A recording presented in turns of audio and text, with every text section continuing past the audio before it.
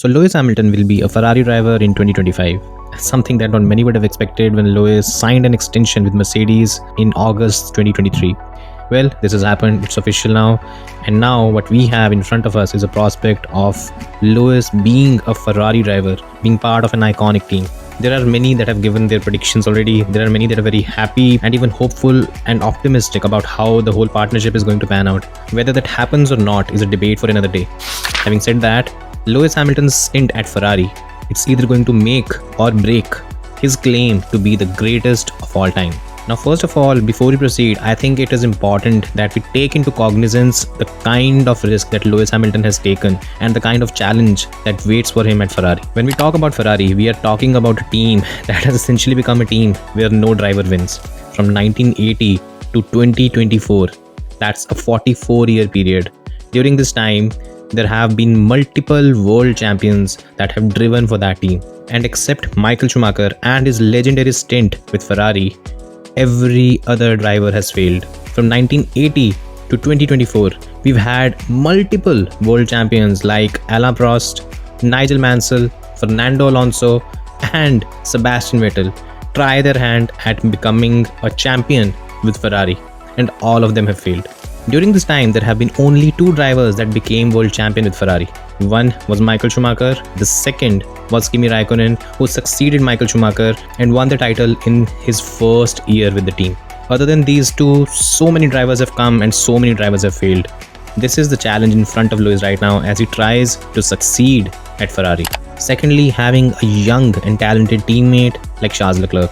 Well, Lewis will be teamed up with Charles Leclerc, a driver that has been touted by many as arguably the fastest driver in F1 over a single lap. That is the driver that Lewis will be paired up against. Now, lest we forget, before Lewis and his contract announcement was made, just a week prior, Charles Leclerc's contract extension was also announced. And that contract arguably runs longer than Hamilton's. In that case, we are not looking at a scenario where one driver will be preferred over the other. It's going to be two drivers with all the resources that Ferrari can provide, and then they can duke it out on the track. And that is actually a risk because Lewis, he will be 40 when he joins Ferrari. And at 40, are you at your peak? Maybe, maybe not. But at that age, he will be going up against a young, hungry Charles Leclerc, whose primary target will be to beat him in a straight fight. Now, with that out of the way, let's take a look at why Lewis Hamilton's claim to be the GOAT. It completely hinges on his stint at Ferrari. To do that, we take a look at two scenarios, the two extremes. The first is Lewis Hamilton wins the title with Ferrari. The second scenario, and arguably the more extreme one, is Lewis Hamilton not only is unable to fight or win a title with Ferrari, but he also loses out against Charles Leclerc. Now, if Lewis wins the title, arguably he will be the greatest of all time.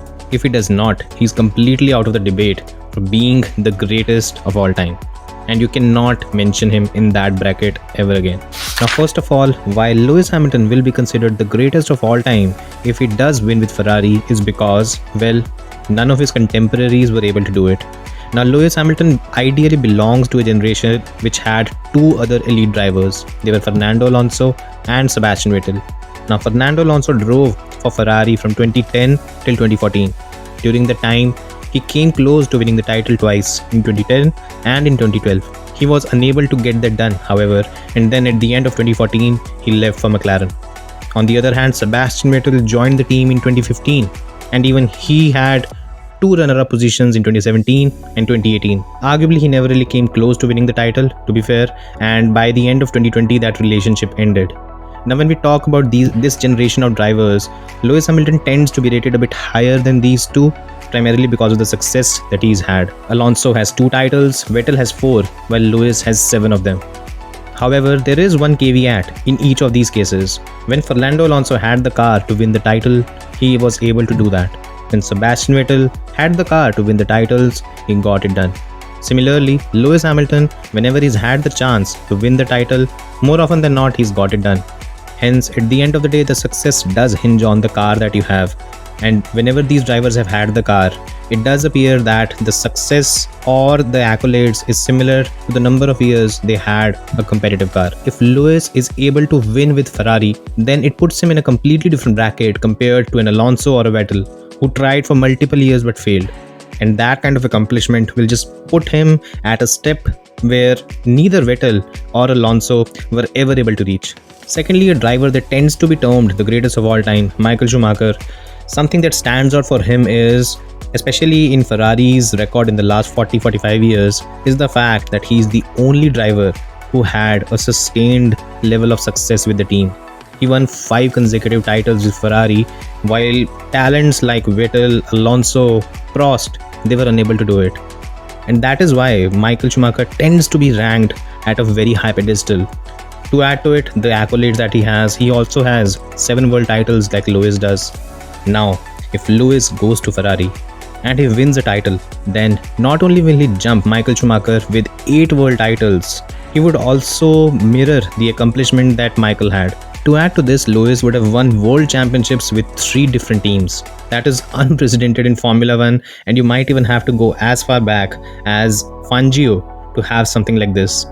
That is the kind of immortality that Lewis is chasing right now, and if he does accomplish it, there's no one who comes close to him in the debate for being the greatest of all time. Now let's look at the other side of the coin.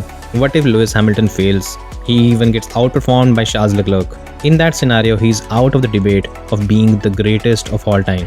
Why? Because first of all, the kind of results that Lewis has had in his career, a lot of them have been car dependent, and that is something that would be counted against him if he even fails at Ferrari. Lewis Hamilton, if you look at his career, he started well with McLaren. 2007-2008 were brilliant. At Mercedes, however, he took it to another different level, but at the same time, the car that he had, it enabled him to take it to that level. Before 2014, Lewis was still considered an elite driver, but was he considered a clear step above Vettel or Alonso? Probably not. And one has to say that the car that he had under him, it does enhance the image of a driver because it makes things a lot easier. Since 2021, Lewis has not won a single race, and if he even fails at Ferrari, the entire claim of him being the greatest, it would suffer a major dent. To add to this, Lewis would have lost to 4 different drivers as teammates. Because if he loses to Charles Leclerc, he would have lost to Jenson Button in 2011, he would have lost to Rosberg in 2016, he would have lost to Russell in 2022, we don't know what happens in 24, and he would have lost to Charles Leclerc in Ferrari.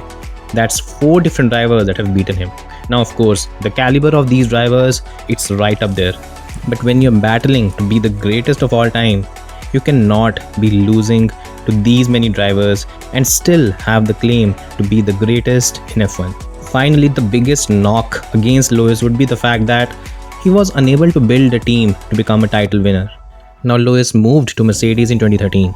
By 2014, Mercedes was a dominant force, and it is fair to say that a lot of the foundation for a strong dominant team was laid down by Michael Schumacher and Ross Brawn.